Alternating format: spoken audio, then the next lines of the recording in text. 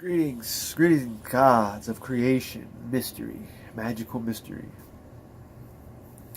Just a little something that I was thinking about for a while. I've thought about this for a while. It amazes me that it says, I said, the Great Spirit is like an invisible bully,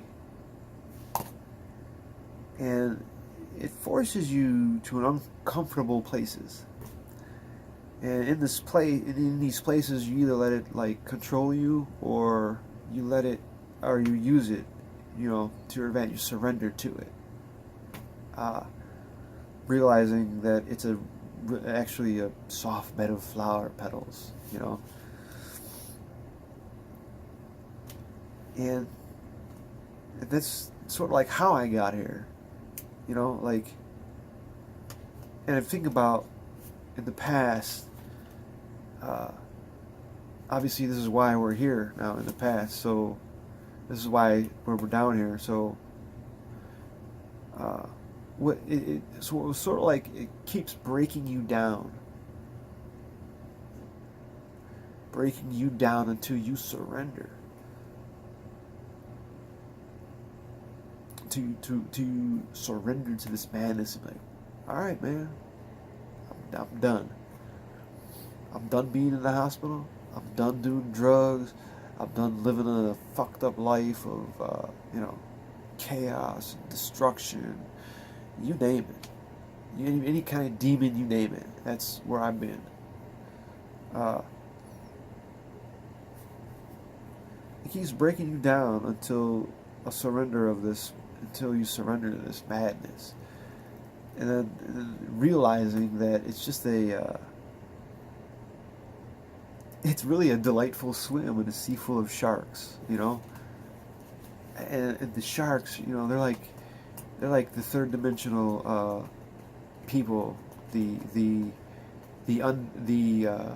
understanders.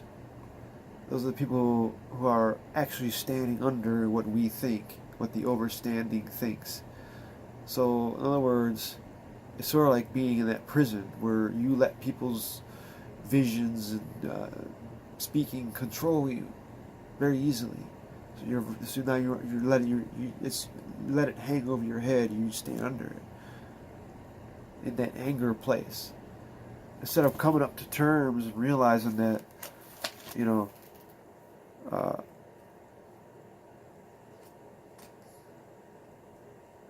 it just surrendering to the flow of the currents that swim with the sharks, swim with them. They're not down there to hurt you by any means. They're not.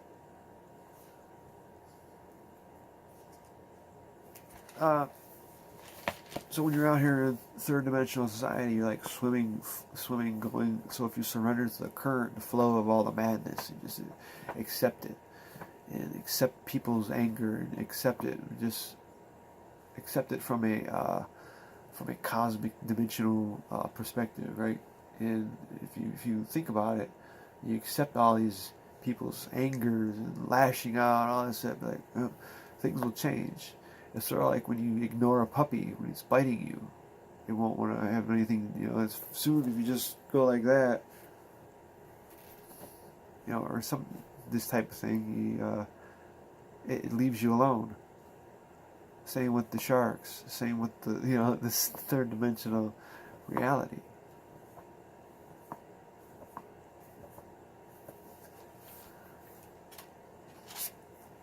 But knowing the game, knowing that it's a game, that I as an ego was the one that created these sharks. I created these sharks around me in third dimensional reality. So that's something that I've created. So when it's something that you've created, you can easily rip it down. Very easily rip it down by turning your back on this type of culture that you've created. On this way of thinking that you've created, on this perception that you've created, and just turn your back on it. And when we turn our back,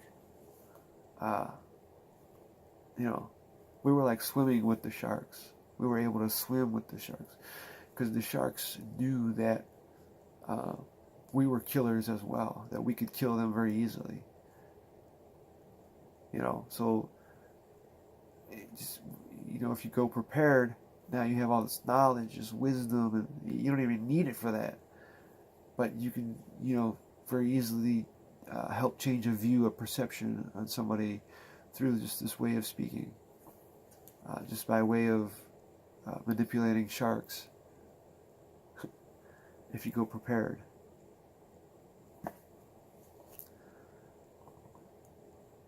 But in order to be prepared, you have to, be attacked by the sharks. Being attacked by them. If you let them attack you, you fucking die.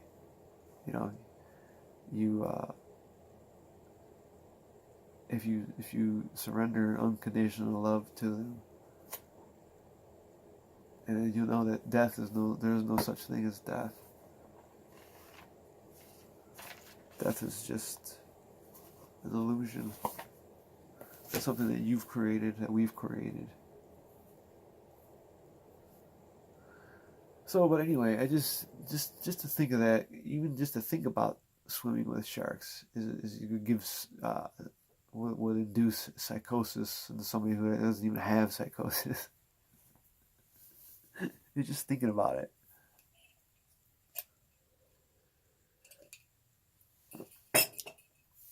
But you're like, how can you swim with sharks if you feel like it's a swim full of delight? Because if you go prepared, you can actually kill those sharks very easily.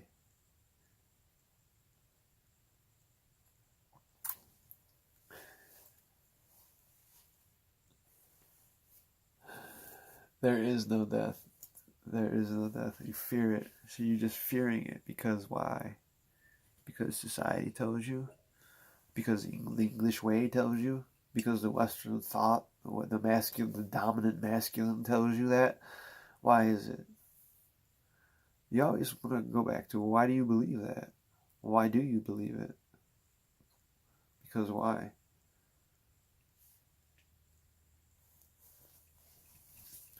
But think about it, if you're frantically swimming in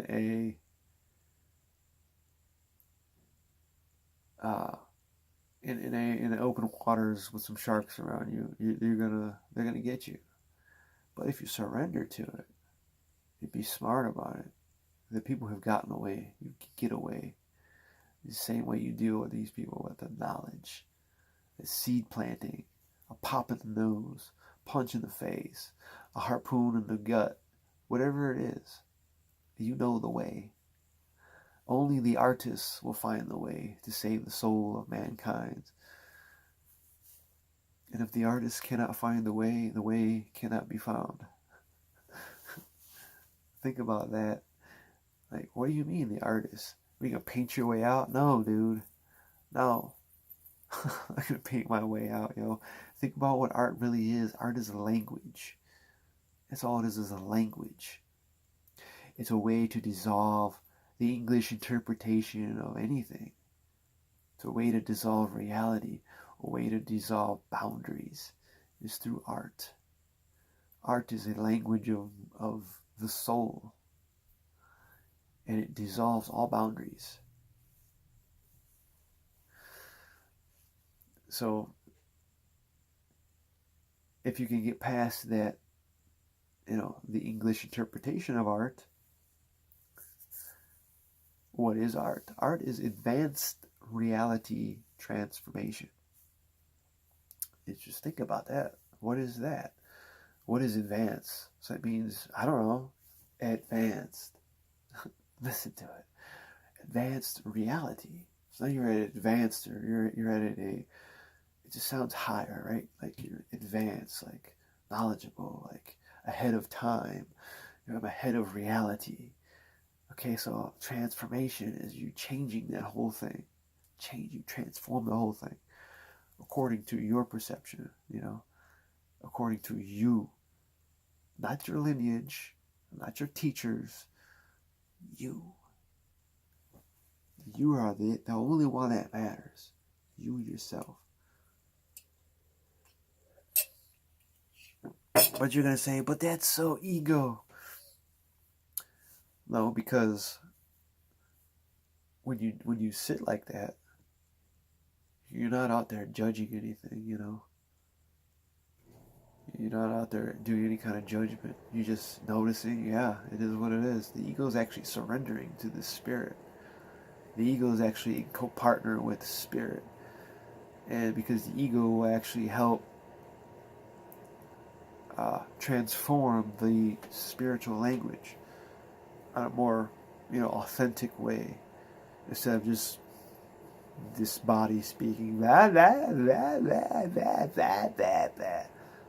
right? We know it all. I know everything. I mean, so they're in co-partnership. If you don't have that balance, right, it's going to just vanish. It's just going to be overpowering. So, like swimming. Like swimming with these sharks.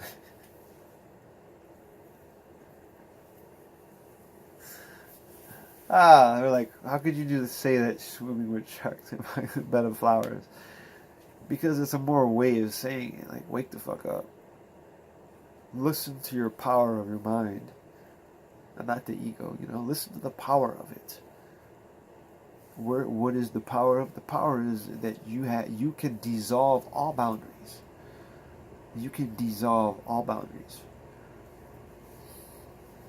It's just that we were in the English system in the United States. We're in the English system here that taught us certain ways, educated us, trained us to be certain beings, to train us to do certain things, trained us to see, trained us to think, stole our minds basically, and that was that.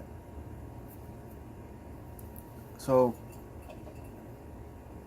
I mean, yeah, there's the dissolving of all boundaries.